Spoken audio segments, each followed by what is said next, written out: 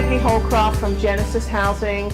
Genesis is a nonprofit organization, and we teach on the topics of credit and money management and home buying. We help people in all income ranges in all counties, so if you know somebody who is from another county that needs help with improving their credit or paying down debt or even in foreclosure prevention, feel free to pass on our information and we'll be able to help them. Today what you're going to get is a little piece, what I call a little infomercial of our credit class. We teach a 2-hour, 2.5-hour credit class that usually goes into our next week, the remainder of the credit class. So there's a lot about credit, and there's a lot of misinformation out there about credit. And so here's where you get some good information on why do people say that. Why do people say don't let people pull your credit? Why do people say, oh, it's bad to close accounts? Oh, there's all kinds of things that people hear. And so this is where you'll get an opportunity to hear the why and what the truth is. Okay? I've been studying credit and dealing with people with credit issues for probably since the 90s. I used to be a mortgage lender, and then I've been at Genesis since 2001. So I see credit reports every day, and so a lot of the stuff that they don't tell you in the FICO score model, because they don't want you to know all the details. Hi, you want to grab a handout there on the way in? Okay, so with that, let's get started. So understanding credit, and so everybody, how many people have heard about the FICO score? Heard the word? Okay, so FICO score is just another name for the credit score.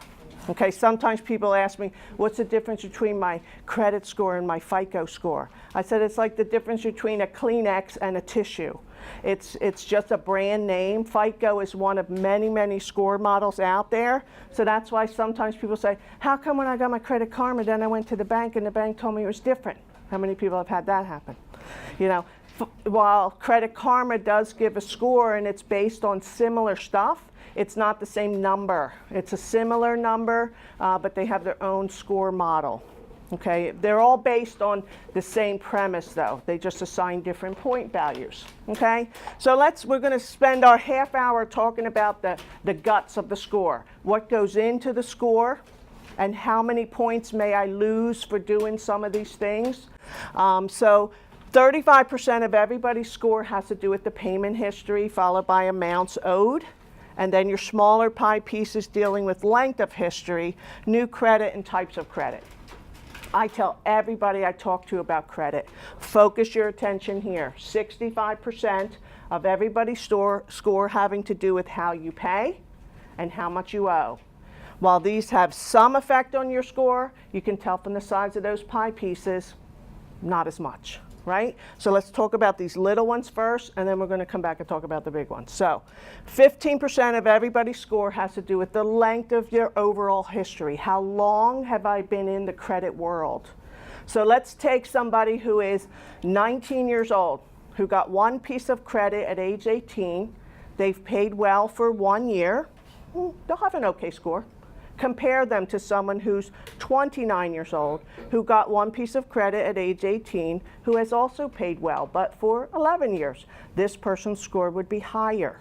It doesn't mean that lenders don't like this one, but they do like this one better because they have what I call a deeper root system. They've been doing it longer, and they feel more confident that they have been doing it long enough that they have a good track record. Okay? Nothing this one can do to fix it, except get older. So we'll move on, okay? 10% of score has to do with the new credit. This is where the inquiries come in. This is where people say stuff like this. Don't let people pull your credit. That's what makes your score bad. How many people have heard that? Here's my answer. If I pull your credit and your score is bad, it was already bad. I didn't make your score bad by pulling your credit. Now, did it help? No. Okay?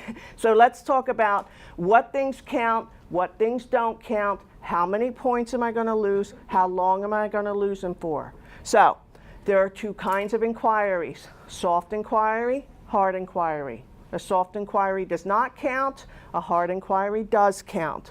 A soft inquiry is Me going to the credit bureau sources of TransUnion, Equifax, or Experian, requesting my own report, no hit to score for that. Me going to annualcreditreport.com, where you can get a free credit report once a year, no hit to score for that. Me signing up for Credit Karma, Credit Sesame, or any other monitoring program, no hit to score for that. I get pre-approved credit card offers in the mail, but I tore them up or shredded them and threw them in the trash can, no hit to score for that. When I open the pre-approval and I decide to fill out the application or go online and apply for the credit card, I am now applying for the new credit, and now the soft inquiry turns into a hard inquiry. A hard inquiry subtracts from score 5 to 10 points. The loss of points happens, there's handouts right there where you're coming in. The loss of points happens for approximately 6 to 12 months long. Okay? Now, multiple inquiries in the areas, we're going to have questions at the end. Multiple inquiries, because I only have 30 minutes. Multiple inquiries in the area of houses and cars do not each count. You can, there's seats up here, seats over there. Okay. So there, if you were going for a mortgage loan and you went to the first lender, that would hit your score, that 5 or 10 points. If I then said, you know what, I think I want to check with my bank and my credit union, and the realtor told me to use this person, I can get multiple people looking at my scenario, pulling my credit within a window of time, typically I would say around 3 weeks-ish. Sometimes they'll say a month, it depends. But I usually say isolate to a 2-3 week period. And then the other ones don't count, okay? The fact that someone had their credit run 3 times in 2 weeks does not make other lenders think they're buying 3 houses. They understand that shopping occurs in that field, okay? Same thing with cars. So I go to the car dealership. The dealership runs through multiple lenders at one time to see if there's any special financing that I fit. Then I decide to leave there, go across the street to another dealer. They are doing the same thing. 1 hit to the score. Very common for me to look at someone car shopping and see someone somewhere about 10 to 12 inquiries in a matter of days. No one thinks they bought 12 cars, okay? They understand that's happening. Now, credit cards are not like that. Every one counts. So if I'm in the mall one day, I go into 3 different stores. Each store says, hey, 10% off if you open up a charge today. If I say yes in 3 stores, I could lose 10, 20, 30 points that day. All credit card inquiries count, count, count, count. So sometimes people say, I keep applying to see if someone would give me something, and I apply and apply and apply. I'm like, stop, stop, stop, stop. Because if you didn't get the first one, it's more likely you're not going to get it as you keep trying, because the score keeps going down. Okay, now, 6 to 12 month loss of points. So why am I losing my points for that long? So you have a window of time where you are in the new credit stage. So let me go back to my 18-year-old. At 18, the score was 0, right? Now, I get someone to give me my very first piece of credit, and I make my very first payment on time. The score is still 0. The fact that I made 1 on-time payment does not make lenders say, gosh, you're fabulous. They're kind of like, good, I need to see more, okay? 3 payments in, score is still 0. The score stays at 0 until someone has made about 6 payments. At 6 payments in, a score emerges. The score that emerges is approximately 600 to 620. Now, scores actually range from 300 to 850, but we don't start at 300. We start in the middle if we're doing okay, and then points are subtracted for negative things that happen to the score, and then points are being added for positive things happening to the score, okay? So when I already have a score, that inquiry will give me that 10-point pullback as they first of all watch for a loan to even show up, which could take a little time. And then once the loan shows up, they're counting my first 6 payments. I call it the training wheel period. Once 6 payments are made, they're kind of like, okay, looks like you're doing good. We're going to take off those training wheels and give you back your 10 points because you're moving away from the new credit stage. Okay? So it is a loss of points, but it's not why someone's score is 450. Okay? You'd have to have a lot of inquiries for that to happen. Okay, now let's talk about types of credit. There are two kinds of credit: installment and revolving. So installment debt has a fixed end and beginning, like a car loan, a student loan, a mortgage loan, or a personal loan. Your revolving credit is your credit card type.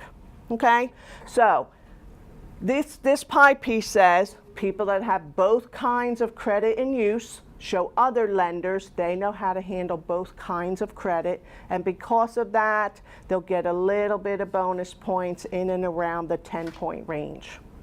I tell people, get credit you feel comfortable with. Do not create credit you don't understand or that you're not comfortable with. Oftentimes, in an effort to help you build your credit, you get advice like this: go open 3 things. Okay. Or I'm building my credit. I love when people say, I'm building my credit. I said, when most people tell me they're building, that just means they're adding stuff. Adding and adding things does not make credit better and better and better. Okay? Now, to a degree, it can help. So this is what I tell people. 1 good thing could be good for credit. 2 or 3 good things could be a little better for credit. 10 good things, not 10 times better for credit. Well, why not? What if all 10 things are on time? So let's take a picture of one guy who juggles 3 balls and one guy who juggles 10 balls. Who's more likely to drop some balls? This guy. Now, he's going to argue with me, lady, all my balls are up in the air. Everybody's on time. I don't know why you have a problem with me. Sir, in a time of financial distress, you're going to drop your balls faster. Okay? And so even while all balls are still up in the air, lenders are more nervous about this guy because there's a lot of things going on.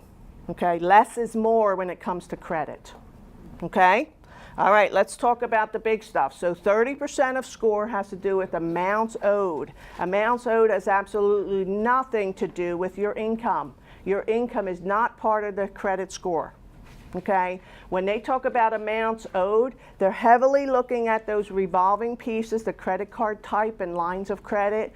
And what they're looking at is, when someone gave me a limit of X, where is my balance as it relates to X?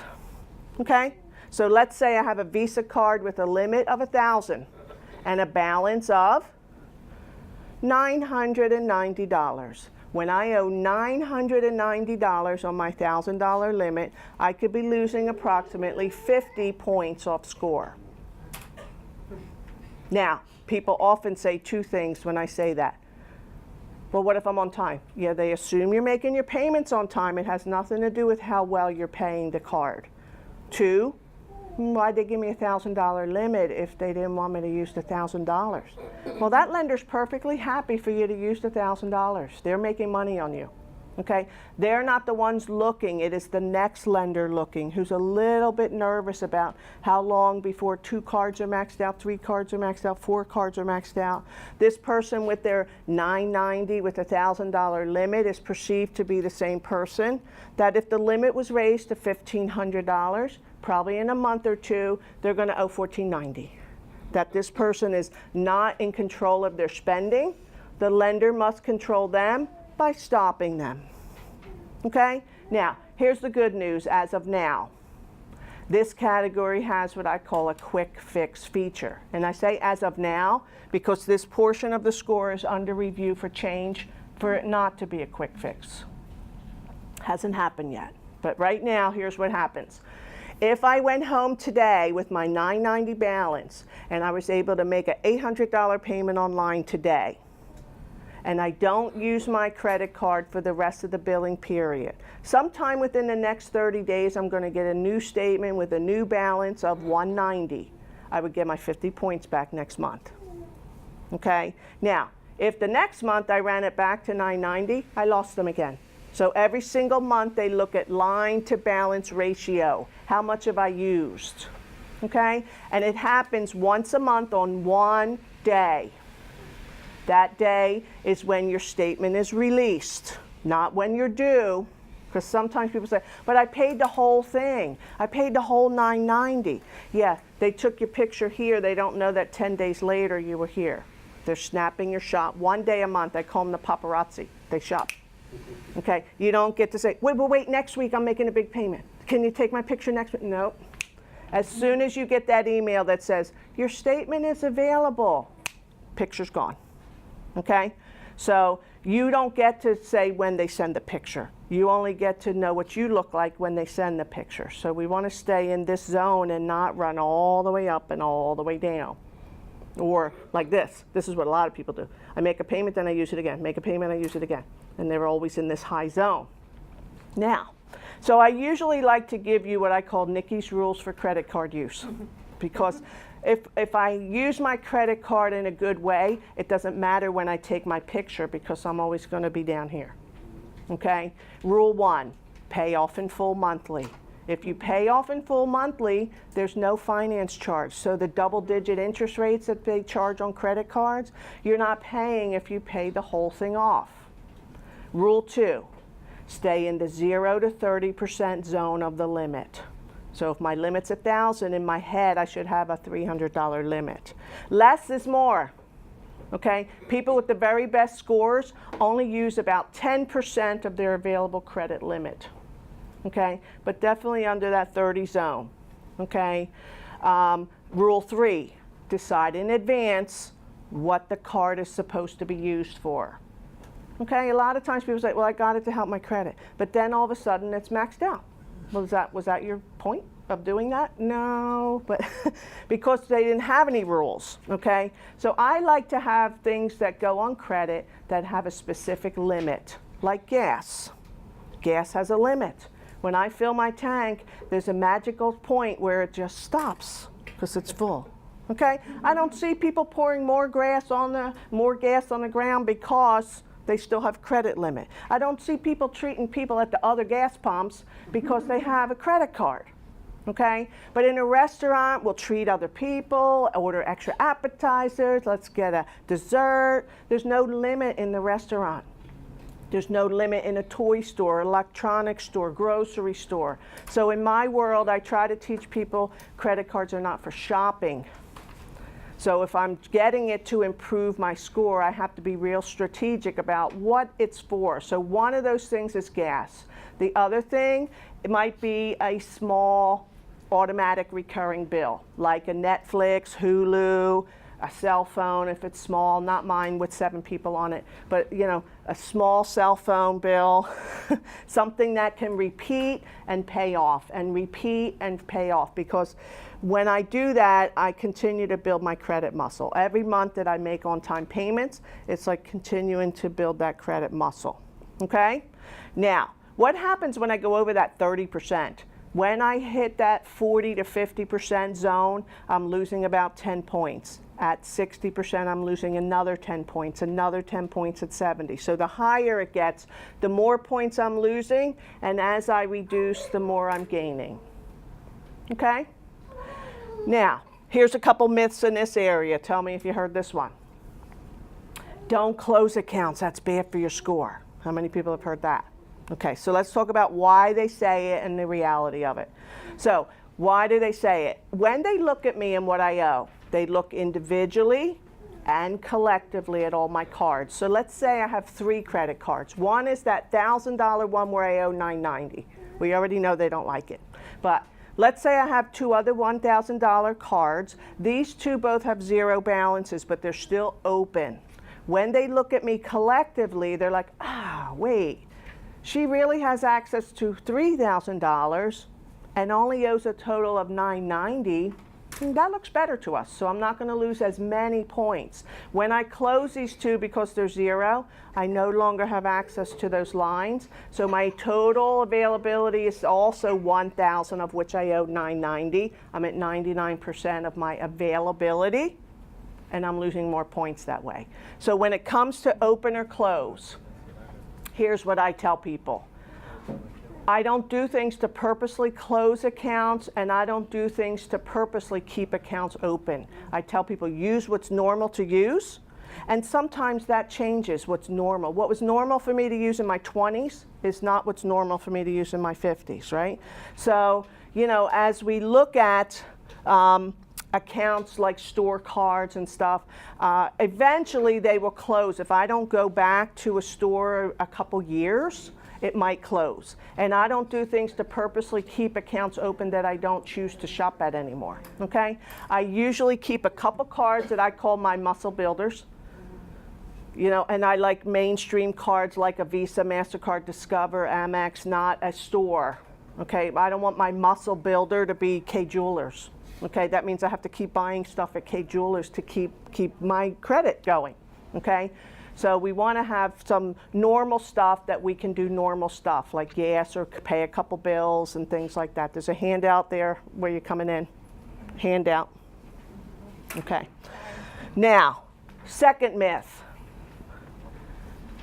Don't be at zero. That's bad for your score. How many people have heard that? So, here's why they say that. When an account stays at zero, so let me go back to that 18-year-old. Remember, they got their first credit card and they had no score. They made their very first payment on time and they had no score, remember? Now, instead of continue to use it, they just stopped using it. 12 months later, what do you think their score is? Zero. Why? Because they only made one payment, right?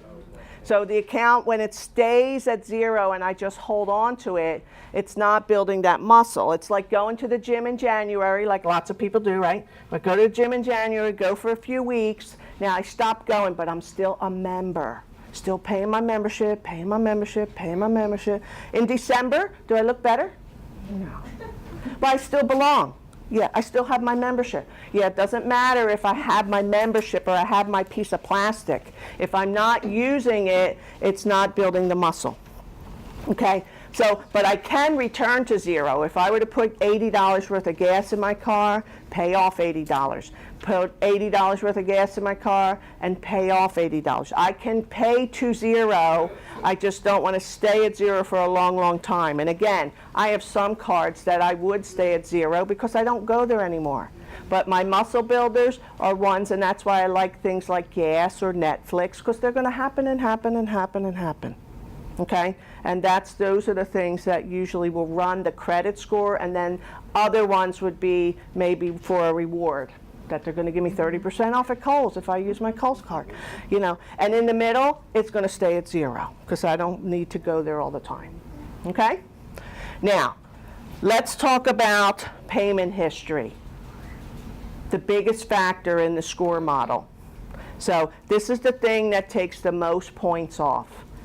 And there is no quick fixing in this area. Now, so let's talk about the potential loss of points here. A one-time 30-day late payment could drop somebody's score approximately 50 points. A multiple-time 30-day late payment will drop somebody's score in the ballpark of 70 to 100 points. One 60-day late, 100-point drop. One small collection account, 100-point drop. This is where I tell people this portion of your score is most like a grade point average in school. When I have different teachers in school, they're each giving me grades and I get a grade point average. In the credit world, different creditors are sending in my grades of how I'm paying and I get my FICO score. So let's go to school. Hey, we're in school. Let's say I have two classes, one A, one F. Do I get an A average? No.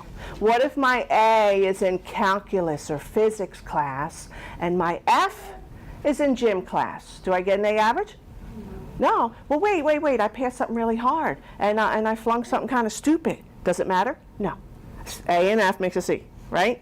Now, same thing happens in the credit world. This is what people say about their credit. I always pay my important stuff. Well, I'm glad you're paying your important stuff, but that stupid stuff counts too. Even medical bills, because I heard that don't count. How many people have heard that one? That medical bills don't count. They do count. All things count. Anything that's on the credit report counts. Okay? Now, how about if I were to let it sit there for a long time? Because here's the next thing people know. After 7 years, things fall off. Okay, so let's talk about the reality of that. And so while I am going to lose 100 points for not paying something, that doesn't mean I'm losing the same 100 points for the whole 7-year period. The older the bad thing, the better. Okay? So let's go back to school. I'm in 12th grade. Let's say I flunked the first grade, but I repeated the first grade, and from first grade, the second time, all the way to grade 12, I've been an A student 12 years in a row. You think I'll have trouble getting into college? No. Won't they see I flunked first grade? Yeah, but it was a long, long time ago. What if I flunk 11th grade? More of a problem? Yeah. Now, that second student saying this, wait a minute. Both of us flunked one grade. What's the difference? When it happened is super important, okay? Things that happened longer ago are not affecting the score the same as something that happened months ago, okay? So the older the bad thing gets, the better for score. But here's where we get confused. When is it?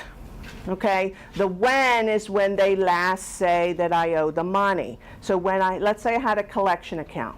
So let's say I borrowed money from one of you guys 6 years ago.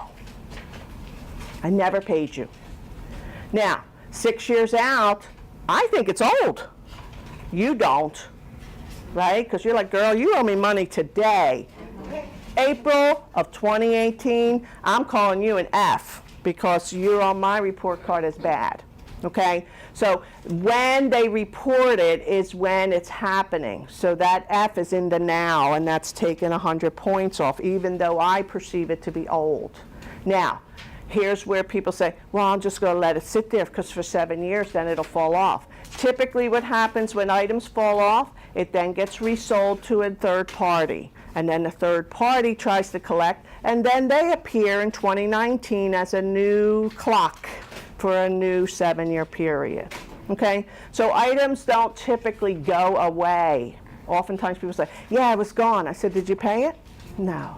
Well, if it ain't paid, it ain't really gone.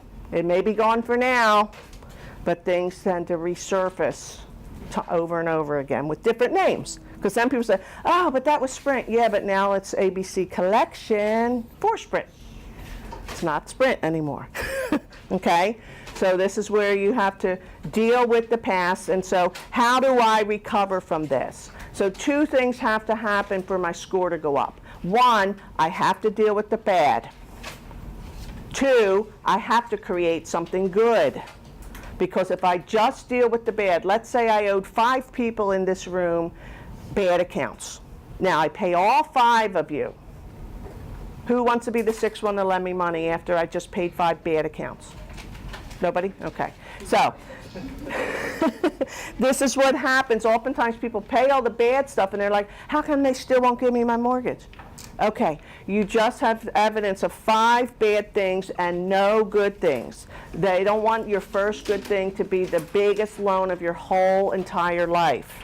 Okay, I have to show people I know how to pay good now. Okay, so that's where I recommend getting like a secured credit card, something small and manageable, not a car loan at a crappy rate. A lot of times people end up buying a crappy car with a crappy rate, or a good car with a crappy rate, because they think it's going to help my credit. Yeah, but when my payment's $500, it's hard to keep that payment on time, and then the payment gets late, and then it's not good. Okay, so we talk about that in more detail when you take the full class. So we are 1 minute from close, and so we teach a whole 2-hour class on credit where we go into much more detail about this stuff. And how do I reestablish credit and some of the good and bad things, and talk about the credit fixers and people who can say they can settle your debts for you. We go into all those topics in the full class. So if you're interested in that, check out the Genesis Housing table in the main lobby. And we have our class brochures. We teach our next credit class is May 7th, which is Monday night from 7 to 9. All right, now I'm going to give you 5 minutes for questions, and then after that they're going to do a drawing. So if you want to get out there for the drawing, you can, but I'll stay here a little bit longer. Yes? So I have a small business and I had to send for some collections. Okay, you hire a That company. you are the person trying to collect the debt. Yes. How does that affect, even when they're trying to locate the person, put a notification time might go by, do they have to reinstitute? When that collection agency contacts me and says, do you have anything new to add to your Right. list? Yep. Let's say I have a half dozen things. Does that mean that some of these have been going on for years? Yep. Is that stuff out there just affecting us and floating around? Yeah, and sometimes they fall off depending on how the reporting process is and come back, and they fall off and come back. Yeah, It's interesting. it is Yeah. interesting. I see a lot of stuff on there. The reporting has gotten less stringent lately. There are a lot of things I used to see on reports that I don't see now, like gym memberships and Girl Scouts and parking tickets and library fines. I'm not seeing a lot of those. Go ahead. Remember, each time they look, it can take 5 to 10 points, When do those points automatically go back? 6 to 12 months. 6 to 12 months before And they come back. It is automatic, supposed to be. Yes. Automatic by whatever, The algorithm, yes. allows- like whether it's Experian or. Correct, right. Now, that doesn't mean you won't see it on the report, because they can stay on the report for up to 2 years. That doesn't mean they're counting. The fact that, like it says, inquiries within the last 12 months, that they don't fall off, they're just not counting to subtract. There, but you didn't. Yes, you're not getting a point loss because of them, even though they're there.